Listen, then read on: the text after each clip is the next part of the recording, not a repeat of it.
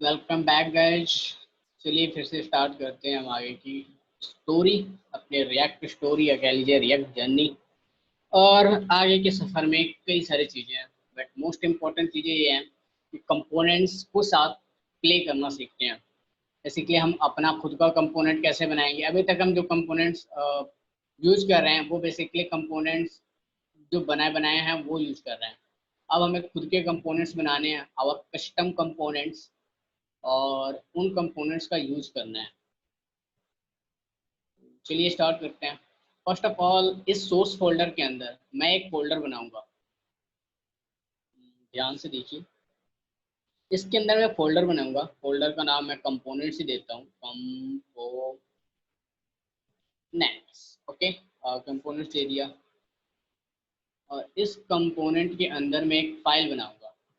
Okay, right click करोगे उस पर जाके तो आपको फाइल बनाने का ऑप्शन मिलेगा।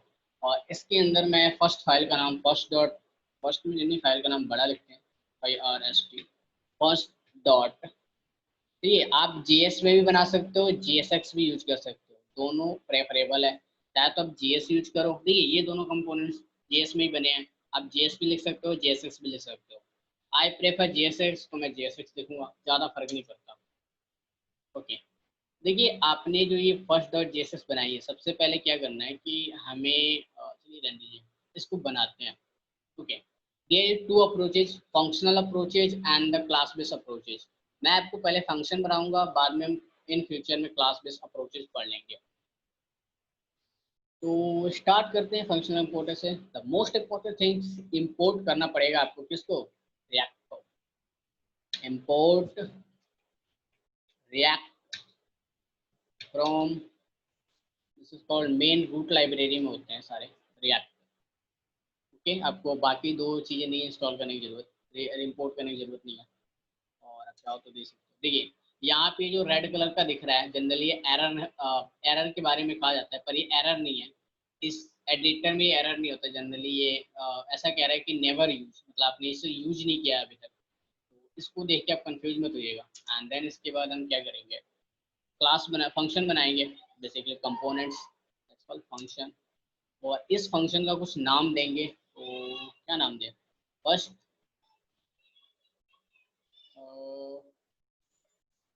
माई माई react, my first react, FIRST, first REST react.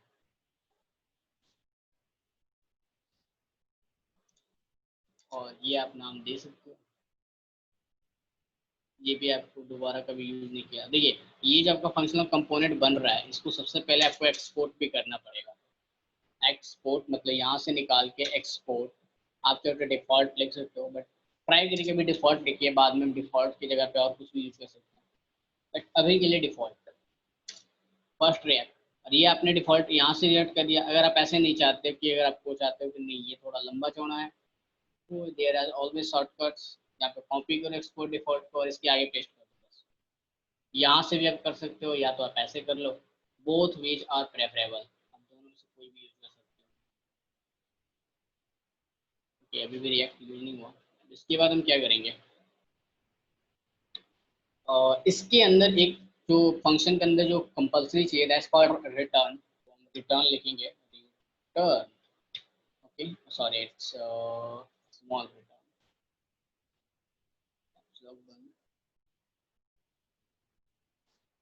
Return. और रिटर्न के अंदर आपको चलिए कुछ सेंड करते हैं। क्या सेंड करें, एनीथिंग विच वी वांट। जो हम चाहते हैं कि हम कोई चीज़ सेंड करना चाहते हैं, वो चीज़ हम कर सकते हैं। H1, or rather than H1 I want to think it should be like H2. Okay, H2। और इसमें लिखते हैं our react, our amazing react class। okay, और amazing react class you can write anything जो आपको पसंद हो। मुझे भी ये पसंद है तो मैंने लिख दिया बस। ये एक चीज रेंडर हो रही है, अभी के लिए सिर्फ एक ही चीज रेंडर कर रहे हैं। ओके, अब मैं इसको एक्सपोर्ट भी कर रहा हूँ साथ साथ। अब मुझे क्या करना होगा कि मुझे मेन फाइल पे जाना होगा। अब देखिए एक्सपोर्ट क्या है, तो मैं इसमें इंपोर्ट कर लूँ या मैं इंडेक्स डॉट इसमें इंपोर्ट कर लूँ। मेरे पास दोनों रास्ते हैं, पर मैंने कहा था कि जनरली आप प्रेफर मत करिए यहाँ पे इंपोर्ट करना, आप यहाँ पे इंपोर्ट कर लीजिए इसमें। अब इसको इंपोर्ट हम कैसे करेंगे, जैसे इंडेक्स डॉट जीएस में इंपोर्ट है ना, कि यहाँ पे इंपोर्ट की स्टेटमेंट लिखिए, उसके बाद ऐसे लिख दीजिए, आप ऐसे ही कर सकते हो। क्या करेंगे, that's going for that, import. Import उसके बाद आपको नेम लिखना होता है कि आप किस नाम से इंपोर्ट करना चाहते हो। तो जो हमारे कंपोनेंट का नाम होगा दैट्स कॉल्ड फर्स्ट। ये सेम नेम रखते हैं, क्या फर्स्ट ही रख देते हैं, FIRST, फर्स्ट, कुछ भी नाम रख सकते हैं। देखिए यहाँ पे क्या है कि अगर आपने यहाँ पे डिफॉल्ट लिखा हुआ है तो आप इसका नाम कुछ भी रख सकते हो, फर्स्ट रखो, सेकंड रखो, थर्ड रखो, या एनीथिंग व्हिच यू वांट, कुछ भी रख सकते हो। फ्रॉम कहाँ से इंपोर्ट करना है ये लिखना पड़ेगा, डॉट स्लैश कंपोनेंट्स में जाना है, कंपोनेंट्स के बाद कहाँ जाना है, फर्स्ट में, यहाँ से इंपोर्ट होगा हमारा। ठीक है, अभी जो फर्स्ट है हमने इंपोर्ट तो कर लिया, इसको यूज करते हैं, कहाँ यूज करें, कोड सैंडबॉक्स। पहले तो हम इन दोनों को बुला देते हैं, ये हमारे किसी काम के। ठीक है, इस डेवलपमेंट के अंदर हम अपना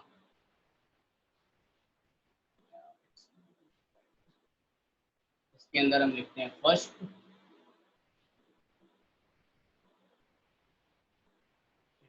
फर्स्ट एंड देन दिस, ये चीज आपकी रही है। अब हमने क्या किया, सबसे पहले कंपोनेंट्स बनाया, कंपोनेंट्स बनाने के बाद हमने इस कंपोनेंट को बनाया, बनाने के बाद हमने इसमें इंपोर्ट कर दिया, इंपोर्ट करने के बाद यहाँ पर हमने इंपोर्ट किया, उसके बाद हमने इस कंपोनेंट को यूज किया। ठीक है, यहाँ पे हम इसको अपने इंपोर्ट को, देखिए ये मैंने रन कर रहा था मैं पहले ही, this is what I have written on this component inside here, same चीज यहाँ पे प्रिंट होगी।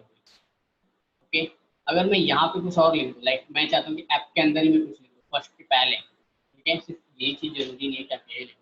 अगर मैं यहाँ पे लिख दूँ H1 टैग के साथ, H1 टैग के साथ कोई बड़ी सी हेडिंग लिखना चाहता हूँ,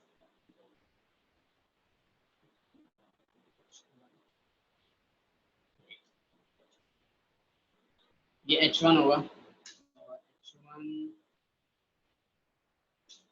प्लस H1, और इस H1 के लिख देता हूँ लाइक वेलकम एलियंस। यहाँ पे अगर मैं ये चीज़ लिख देता हूँ दिस, देखिए ये चीज़ भी प्रिंट होगी और ये चीज़ भी आपको डिस्प्ले होगी, दोनों चीज़ डिस्प्ले होंगी। वेलकम एलियंस जो हमारे ऐप से आया हुआ है, और ये चीज़ कहाँ से आई है, हमारे कस्टम क्लास, कस्टम कंपोनेंट जो था हमारा लाइक फर्स्ट, उससे आया हुआ है। Sorry it's not this, this, यहाँ से। Okay, you can see this how easy it is to write something. अगर मैं यहाँ पे कुछ और लिखना चाहता हूँ वो भी लिख सकता हूँ, और अगर मैं कुछ और लिखना चाहता हूँ लाइक प्री टैग के साथ, प्री टैग के साथ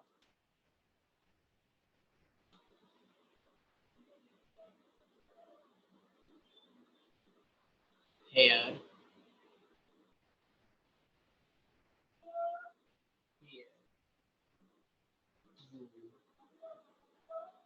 learn, ocean,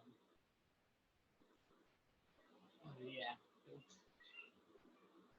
development, ये चीज मैंने लिख दी। बट अगर आप नोटिस करोगे तो this is given an error, इस बार जो एरर है सच में एरर है, ये कोई ये नहीं दिखा रहा है कि नेवर यूज का एरर है, का एरर नहीं है। अब यहाँ पे कर रहा है कि देखिए अगर आपको ये चीजें adjacent JSX elements must be wrapped in enclosing tag, did you want to JSX fragments, अभी फ्रैगमेंट्स तो अलग चीज है, फ्रैगमेंट्स हम बाद में डिस्कस करेंगे। बट अगर आपको एक से ज्यादा लाइन के कोड लिखने हैं इन JSX स्पेशली, तो आप इस रिटर्न के अंदर 2 लाइन कोड नहीं लिख सकते, आपको इसको एक सिंगल एलिमेंट के अंदर डालना पड़ेगा। चलिए हम इसको सिंगल एलिमेंट के डालते हैं, क्योंकि सिंगल वन में लिख नहीं सकते, तो कंट्रोल एक्स करते हैं, एंटर करते हैं, दिस गोज हियर डिव, एक डिवीजन टैग, क्योंकि सबसे फेमस टैग है डिवीजन टैग, जिसके अंदर हम कुछ इंक्लूड कर सकते हैं। ओके, हमने ये चीज इंक्लूड कर दी है, ये हमने डिवीजन टैग के अंदर इंक्लूड कर दिया है। अब वो मुझे एरर नहीं देगा, पहले एरर दे रहा था। तो मैं इसको ऐसे भी कर सकता हूँ, काफी इजी हो जाएगा देखने में, वन सिंगल पेज। अब मैं इसको रेंडर देखता हूँ क्या इसमें रेंडर हुआ है कि नहीं। वहाँ पे okay, here you learn awesome React development code. You can notice here कि हमारे पास कितनी easily कोड चेंज हो रहा है। Okay, I hope you understand the components. You can make a lots of components, use करते हैं, और यहाँ पे भी डेवलपमेंट बिल्ड है, डेवलप कर रहे हैं।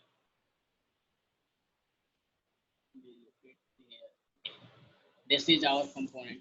तो एक हमने कंपोनेंट बनाया, उसको यूज किया और उसके इंस्टेंस को मैनेज किया। You can create a lots of components, but in components में कई सारी चीज़ें हैं। अब देखिए यहाँ पे क्या है कि मैंने ये दोनों कंपोनेंट क्रिएट किए हैं।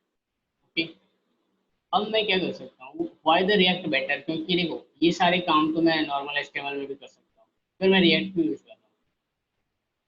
कुछ चीज़ें होती है जहाँ पर रिएक्ट आपको बेटर परफॉर्मेंस देता है और बेटर चीज़ होती है। जैसे कि अगर मान लो इस पर मैंने एक कार्ड या इसी स्टेटमेंट को मुझे बार बार लिखना होता है, ठीक है, मैं इसी चीज़ को, तो मुझे बार बार ये चीज़ कॉपी पेस्ट करनी पड़ती कई बार। अगर मान लो मुझे इसे 2 बार शो करना है, I have to show this type copy यहाँ पे, कंट्रोल जेड, और इसके बाद कंट्रोल वी करना होगा, एंटर करने के बाद करना होगा। Okay.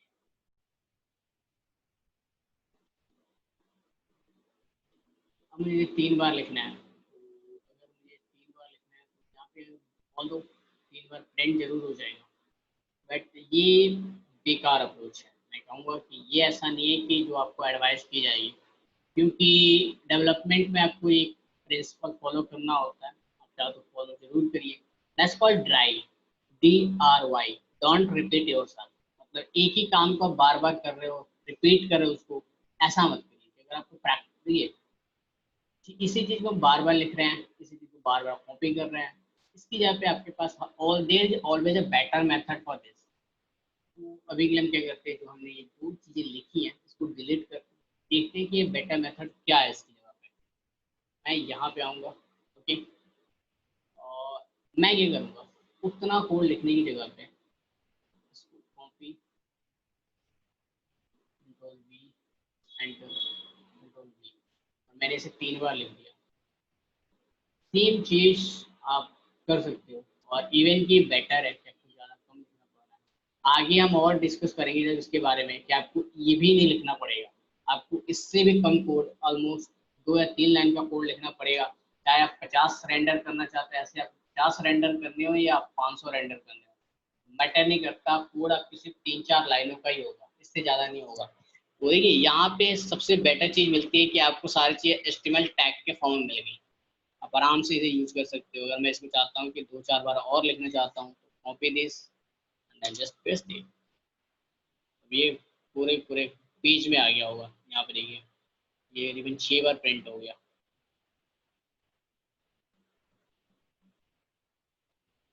इमेजिंग क्लास दिस, ये ऐसा लग रहा है कि जैसे हम HTML यूज कर रहे हैं, HTML के एच टैग को हमने 3 बार लिखा है।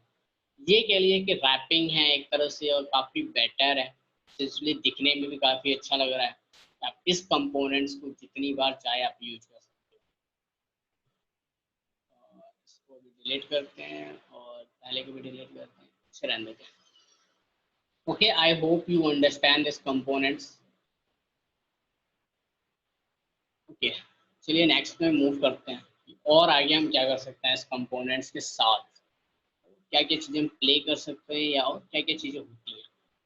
Next stage that we want to go to discuss, that's called state. Before state better है, state कह लीजिए, या बेसिकली अगर आपको स्टेट यूज करना है तो वो क्लास बेस्ड कंपोनेंट चाहिए, तो हमें क्लास बेस्ड कंपोनेंट क्रिएट करने होंगे। और अगर आप ऐसे यूज करना चाहते हो तो डायरेक्टली चलिए वेरिएबल्स के साथ खेलते हैं। क्लास बेस्ड कंपोनेंट, यहाँ पे क्लास बेस्ड कंपोनेंट नहीं है, स्टेट आप यूज नहीं कर सकते। State basically class based component में है, यहाँ पे हुक्स होते हैं, पर हुक्स अभी हम डिस्कस नहीं करेंगे। वेरिएबल डिक्लेयर करते हैं, कोई भी वेरिएबल एक, लाइक var और var, our favorite let name equal to something, anything कुछ भी नाम रख सकते हैं, like Jordan, Jordan Jordan. Okay, ये हमने नेम लिखा है, इसे यूज नहीं किया है, तो जैसे कि मैं लिटिल बिट रेड करली। इसके बाद ये, इसमें क्या होता है कि यहाँ पे पूरा पूरा ये सारा चीज जावास्क्रिप्ट है, श्योरली बात है, ये पूरा पूरा HTML है। आप चाहो तो देखिए, हमने जावास्क्रिप्ट के अंदर HTML यूज कर लिया, तो हम HTML के अंदर अगर जावास्क्रिप्ट लिखना चाहते हैं, इस नेम को एक्सेस करना चाहते हैं,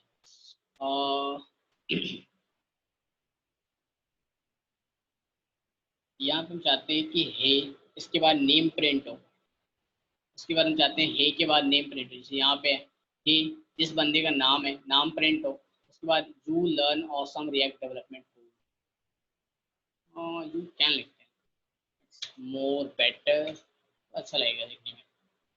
हे you can learn more awesome React development tool, ठीक है। तो यहाँ पे मैं नेम चाहता हूँ, तो मुझे इसको एक्सेस करना है, चलिए एक्सेस करते हैं इसको, name.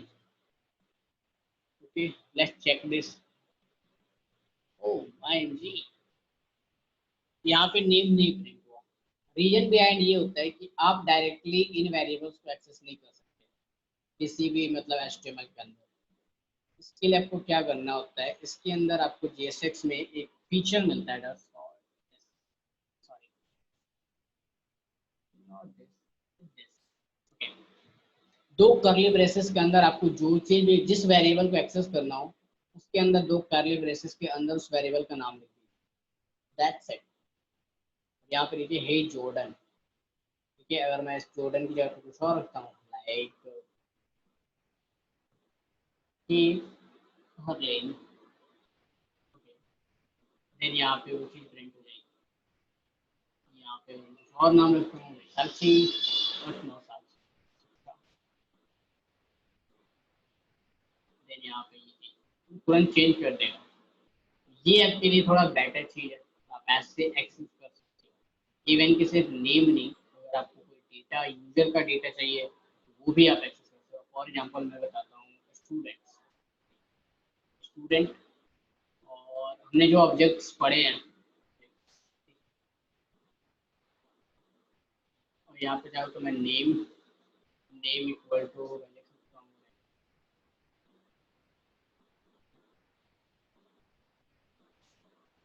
ASH, I hope name सही मैंने जो लिखा। इसके बाद मैं कुछ और वेरिएबल एक्सेस करना चाहता हूँ, फॉर एग्जांपल सिटी,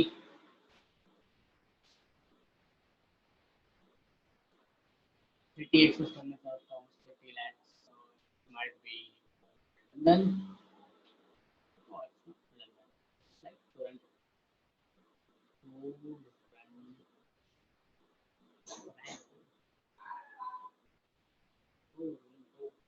पता नहीं।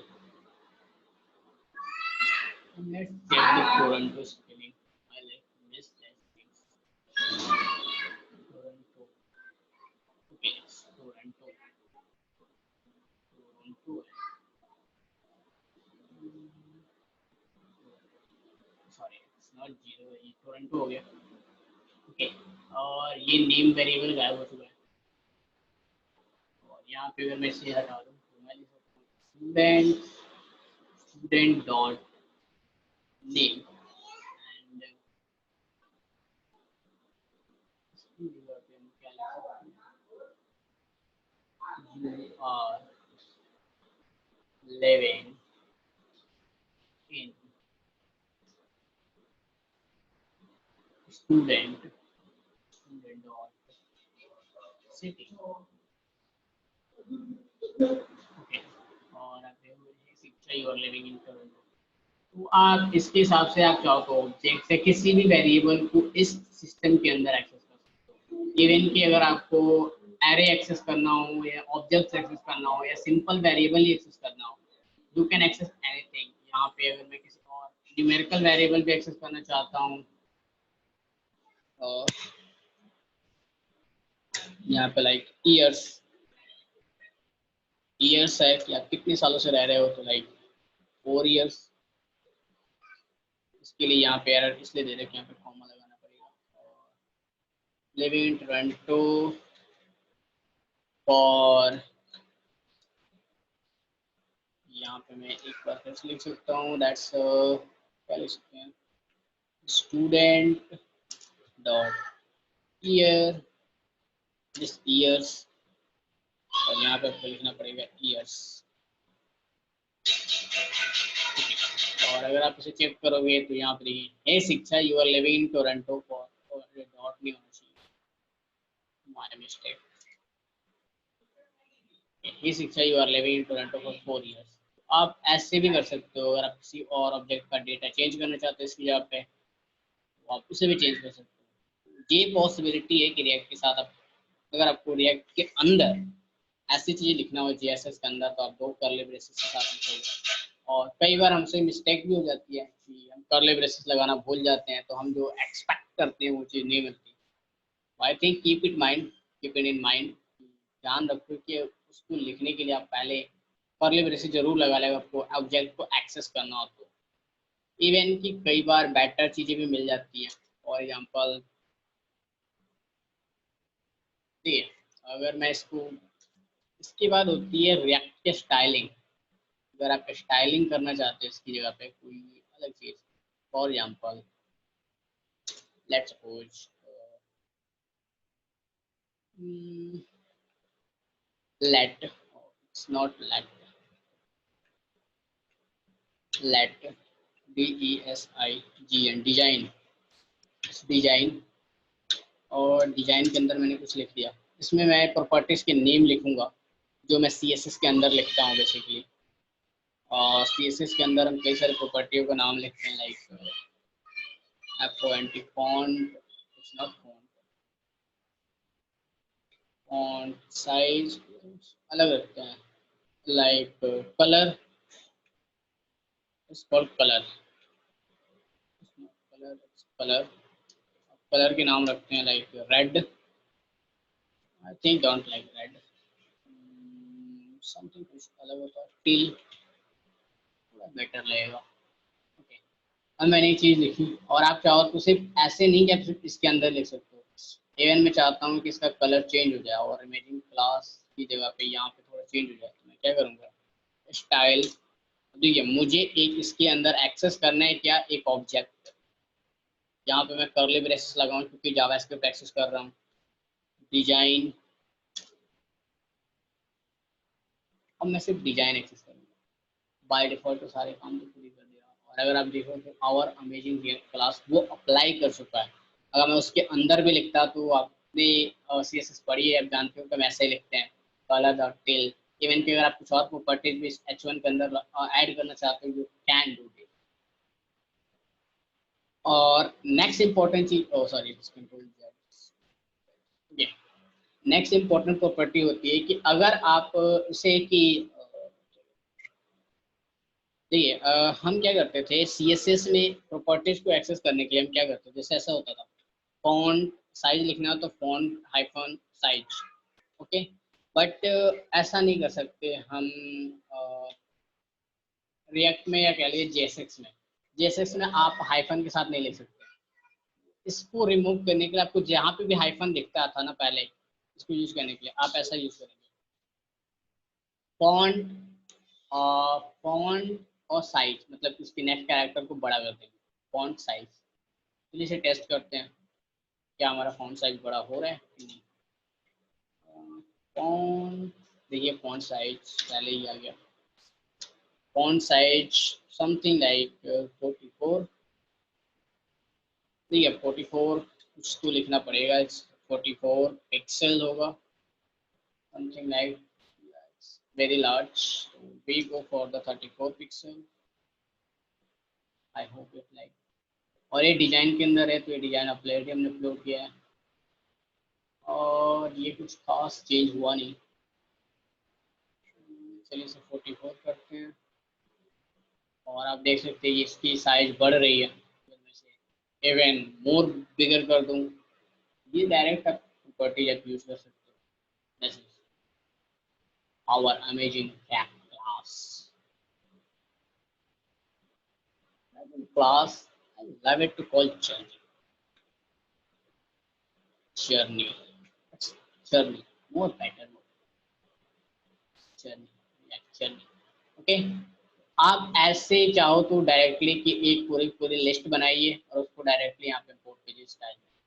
आप ऐसे भी कर सकते हैं, आप इन बिल्ट भी लिख सकते हो, ऐसी कोई बंदिश नहीं है कि आप चाहते हो कि इन बिल्ट नहीं लिख सकते।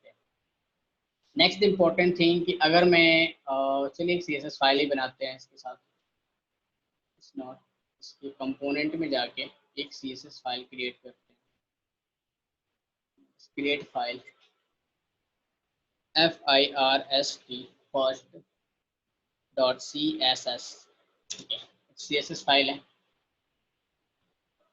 इस CSS फाइल में मैं एक क्लास नेम पहले बनाता हूँ डॉट पैरा। पैरा के अंदर मैं कुछ कलर चेंज कर देता हूँ, कलर रख देता हूँ मैं कुछ लाइक एनी कलर आप जो पसंद है, but I think crimson that's I like. मैंने कलर को क्रिम्सन कर दिया है अभी के लिए और मैं इसके अंदर इस CSS को चाहता हूँ। तो सबसे पहले first of all you have to import it. Import करिए इसे, इम्पोर्ट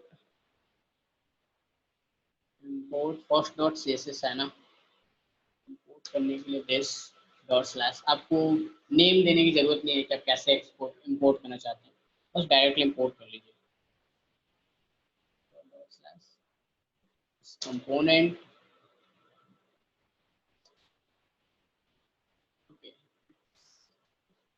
components and slash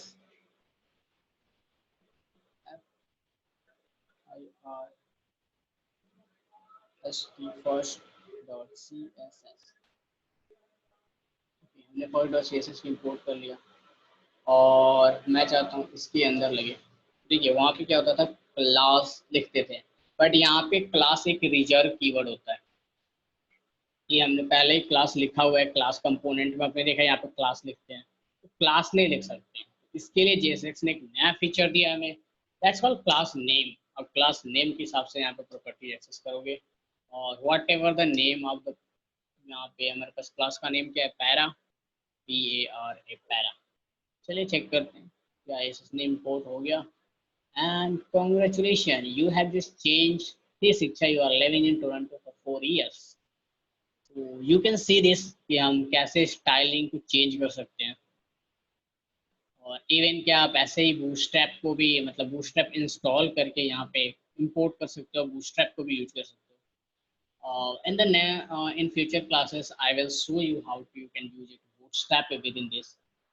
आप बूटस्ट्रैप को कैसे यूज कर सकते हो। इवन कि रिएक्ट के लाइक का एक बूटस्ट्रैप आता है कॉल्ड रिएक्ट स्ट्रैप, तो आप उसको भी पढ़ सकते हो चाहो तो। दैट्स कॉल्ड रिएक्ट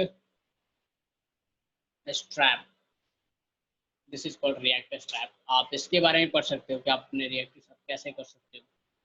मैं चाहता हूँ कि अगर आपको ज़रूरत है प्रैक्टिस करिए इस रिएक्ट स्ट्रैप पे, आप रिएक्ट और बूटस्ट्रैप को एक साथ भी कर सकते हैं। I will show you next classes. Okay, next what we can did. Okay, हमने इतनी सारी चीज़ें देखी, हम कैसे डिजाइन कर सकते हैं, वेरिएबल्स को एक्सेस कर सकते हैं। Okay, now we're going to think about state। okay, but events पढ़ने से पहले इसके बाद हम इवेंट पढ़ेंगे, but before that I will discuss you called state. State is important thing, basically keyword है, जैसे तो यहाँ पे स्पेशली रिजर्व चीज़ है स्टेट रिएक्ट में। और ये एक तरह का कि ये इसके सारे चीज़ों को मैनेज करने का, एक्चुअल चीज़ को मैनेज करने का, और एक स्टोर रूम है जहाँ पे सारी चीज़ें मैनेज होती हैं, जनरली वेरिएबल नेम। क्योंकि हम जनरली ऐसे प्रेफर नहीं करते, क्योंकि अगर आप इसे चेंज करना चाहोगे तो चेंज करना हार्ड है, क्योंकि डायरेक्टली चेंज करने की परमिशन नहीं देता है जीएसएक्स इवन। क्योंकि ये देखिए, आप जितनी बार चेंज करते हो उतनी बार ये रिटर्न की ओर बार बार रेंडर होता है। अगर आप चेंज करोगे ना तो वो जल्दी आपको शो नहीं होगा, रेंडर ही नहीं होगा। इसलिए थोड़ी प्रॉब्लम हो जाती है यहाँ पे। इसलिए हम इस तरीके को प्रेफर नहीं करते हैं, इस तरह से वेरिएबल डिक्लेयर करना। Of course you can design this, क्योंकि इसको चेंज करना मुश्किल नहीं है, ठीक है। आप इसको तो कर सकते हो, लेकिन इसको मान लीजिए कि जो स्टैटिक चीज़ें हैं आप उसको डिफाइन कर सकते हो। लेकिन अगर इस 4 को मुझे इंक्रीज करके 5 PS करना हो, और वो भी मैं बटन क्लिक पे करना चाहता हूँ, तो ये थोड़ा मुश्किल बन जाएगा आपके लिए। इसके लिए फीचर होता है that's called, not comment this, ऐसा रहने देते हैं। बट ईयर्स को हम हटाते हैं यहाँ से। ईयर्स हम यहाँ से हटाएंगे, लेकिन हटाने से पहले ये देखिए, स्टेट। स्टेट क्या होता है कि ये भी आपकी एक वेरिएबल या स्टेट मैनेजमेंट सिस्टम है। यहाँ पे इसमें सारी चीज़ें स्टेट के फॉर्म में होती हैं। If you are looking for the first time, थोड़ा टाइम लगेगा आपको समझने में। अब हम क्या करेंगे, इस यहाँ पे भी सारी चीज़ें ऑब्जेक्टिव होती है, कंट्रोल C और कंट्रोल X। उसके बाद हम यहाँ पे जाएंगे, कंट्रोल V, पेस्ट कर देंगे। ये हो गया हमारा स्टेट। और अगर आपको इसको एक्सेस करना है, सॉरी आई फॉरगेट टू, हम इसमें स्टेट नहीं यूज कर सकते, सॉरी सॉरी, भूल गया था। फंक्शनल कंपोनेंट है। फिर जो क्लास कंपोनेंट, चलिए क्लास कंपोनेंट बना ही लेते हैं, इतनी मशक्कत करनी। Let's make a class component, class based component, create a file, name it like my class comp dot js लिख देता हूँ, या jsx लिख सकते हो, that's not matter at all, js ही रहने देते हैं। इसमें थोड़ा सा डिफरेंस आता है अगर आप क्लास बेस्ड कंपोनेंट पे। सबसे पहले तो आपको रिएक्ट इंपोर्ट करनी पड़ेगी, that's a compulsory thing. Import statement लिख सकते हैं, मॉड्यूल का नाम लिख देते हैं, मॉड्यूल का नाम लिखते हैं रिएक्ट, और मॉड्यूल के चाहिए, इसको हटाते हैं हम चूँकि बाय डिफॉल्ट कर रहे हैं, तो रिएक्ट। ओके, इसके बाद हम क्या कर सकते हैं, अपने क्लास बेस्ड कंपोनेंट है तो सबसे पहले क्लास कीवर्ड, फिर क्लास का नाम माई क्लास, माई क्लास। उसके बाद ये जो कंपोनेंट होता है, ये बेसिकली आप कह लो इनहेरिटेड होता है। एक्सटेंस, इनहेरिटेंस के लिए आपको एक्सटेंस लगाना पड़ता है। और ये किसका इनहेरिटेंस होता है, इसका पेरेंट क्लास होता है रिएक्ट का कंपोनेंट।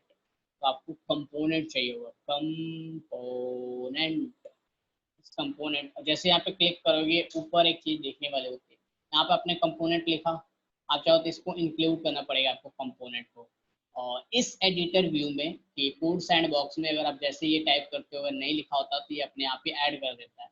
बट अगर आप कोई और चीज़ यूज कर रहे हो तो जनरली आपको मैनुअली ये चीज़ लिखनी पड़ेगी। तो मैं इस रिएक्ट से सिर्फ रिएक्ट नहीं एक्सेस कर रहा, बल्कि इसका कंपोनेंट भी एक्सेस कर रहा हूँ। ये चीज़ आपको एक्स्ट्रा लिखनी पड़ेगी।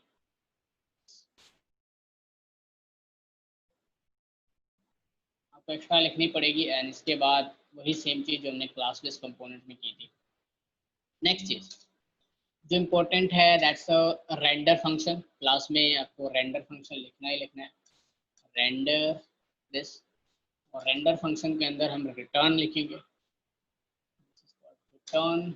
और रिटर्न के अंदर आप जो चीज़ भी रिटर्न करना चाहते हो, starting with div,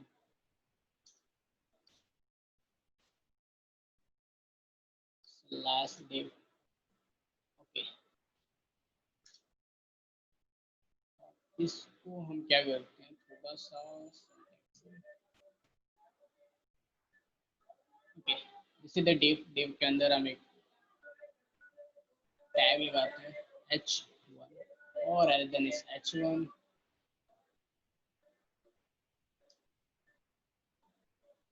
p tag,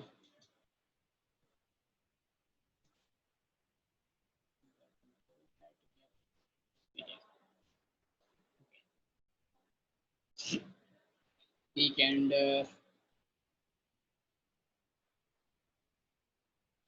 welcome to class based component. Okay, next class based component है, सिर्फ इतना ही रेंडर करेंगे और इसको भेजने के लिए आपको इसको फिर से एक्सपोर्ट करना पड़ेगा। तो दो स्टेटमेंट है, आप यहाँ पे एक्सपोर्ट लिख दो या यहाँ पे, मैं इसको अलग से लिखता हूँ। This is called export default, default और जो आपके कंपोनेंट का नाम है my class this. Okay, this is the my class and चाहो तो आप इसमें भी इंपोर्ट कर सकते हो, पर मैं माई इस फर्स्ट के नीचे इंपोर्ट करूँगा। जस्ट मुझे बस ऐसा सेम कॉपी करना है, एंटर, फर्स्ट की जगह पे माई क्लास, फर्स्ट की जगह पे माई क्लास कंपोनेंट्स, मतलब मैं इस फाइल से ये वाला कंपोनेंट चाहता हूँ, ऐसा कंपोनेंट, कंपोनेंट का नाम बेसिकली इस कंपोनेंट को चाहता हूँ मैं, नाम कुछ भी रख सकता हूँ यहाँ पे, सॉरी यहाँ पे मैं इसके अंदर जस्ट सेम चीज करूँगा, दिस माई क्लास दिस। और अगर आप यहाँ पे नोटिस करोगे तो देखिए welcome to class this components. One thing that is notice करने वाली है कि आप एक कंपोनेंट चाहे जिसमें भी लिखा हो, चाहे फंक्शन में लिखा हो चाहे क्लास में लिखा हो, एक दूसरे को आप एक दूसरे में इंपोर्ट एक्सपोर्ट इजीली कर सकते हो। कोई बाउंडेशन नहीं है कि मैंने इस क्लास में लिखा है तो मैं इस फंक्शन में इंपोर्ट नहीं कर सकता, आराम से कर सकते हो, कोई चक्कर नहीं है। फंक्शन में आप यूज कर सकते हो, इसमें फंक्शन को इंपोर्ट करके आपको फिर से इसमें भेज सकता हूँ, ये भी कोई चक्कर नहीं है। बट क्लास बेस्ड कंपोनेंट थोड़े बेटर होते हैं रीजन का, इसमें डायरेक्ट स्टेट को चेंज करने की परमिशन मिल जाती है। फंक्शन कंपोनेंट भी बेटर है, वहाँ पे भी आपको परमिशन मिलती है, बट हुक्स सीखना पड़ेगा और हुक्स हम आगे सीखेंगे, फ्यूचर में थोड़ा सा सीखेंगे, वन दो एक दो क्लासेस के बाद हम सीख ही लेंगे हुक्स भी। और चलिए इसमें स्टेट बनाते हैं कि हमने स्टार्ट ही स्टेट के लिए किया है। इसमें स्टेट, यहाँ पे आप स्टेट आराम से लिख सकते हो और यहाँ पे मैं लिख देता हूँ यस, सॉरी यस,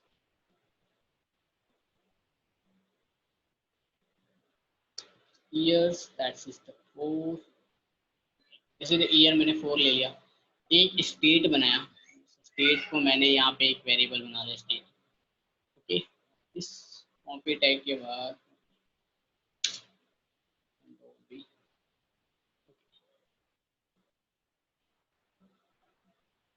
मैंने 2 बार लिखी, इसको 2 बार लिखा हुआ, तो मैं क्या करूँगा यहाँ पे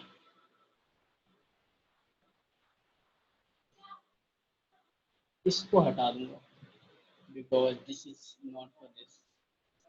सिर्फ यहाँ तक लिखूंगा, इसके बाद मैं बाकी जो कंपोनेंट क्लास में you are living in Toronto just से इतना ही, एंड बाकी सारी चीज़ें मैं क्लास बेस्ड कंपोनेंट में लिख सकता हूँ।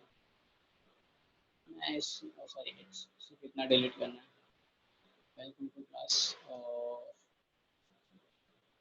You are living